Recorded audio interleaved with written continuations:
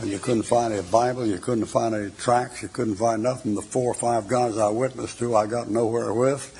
I even got in front of the rector's son. The rector was the pastor of the big Episcopalian cathedral. And I happened to eat right across from his son, who was a liberal. I mean, unsaved liberal. And I ruined his meal. I just ruined it. He just got all upset and couldn't even eat, you know. I told him his dad was responsible for getting me into hell.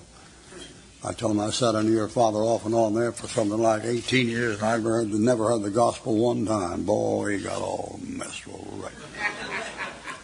Topeka, 60 miles north of Topeka, is the center of the United States. 60 miles north of Topeka. And the zip code number for Topeka is 66. And that's where all the payrolls for the Army and Navy go to. They go to Topeka to come through. And out of Topeka comes Carrie, something other, Carrie with an axe. She went around and busted up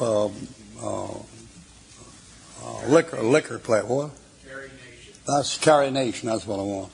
I'm thinking of killed her mother with 40 whacks. Then that's the another one, yeah. Well, anyway, that's Topeka, the great city. And out of that comes your integration movement. That's Brown versus Brown. And that's before World War II. Brown versus Brown. That all your problem with integration that you have in the schools and everywhere comes from Topeka, Kansas. Brown versus Brown. And that's where your charismatic movement comes from. The Bethel Bible College out on 10th Avenue. And from that it went to Azusa Street Mission in California. And from there it came into Oral Roberts and what you now know today. That's Topeka. The last thing is a guy named Phelps, who was the son of the Phelps I went to school with, has 3 boys, and he made them all lawyers because he knew he was going to get sued all his life. And then he spent his life harassing these queers. And he goes to funerals of queers with banners against them telling them they deserve to die and quoting scripture. And they've arrested him about 4 times, but his boys get him out of it every time. They're all 3 lawyers.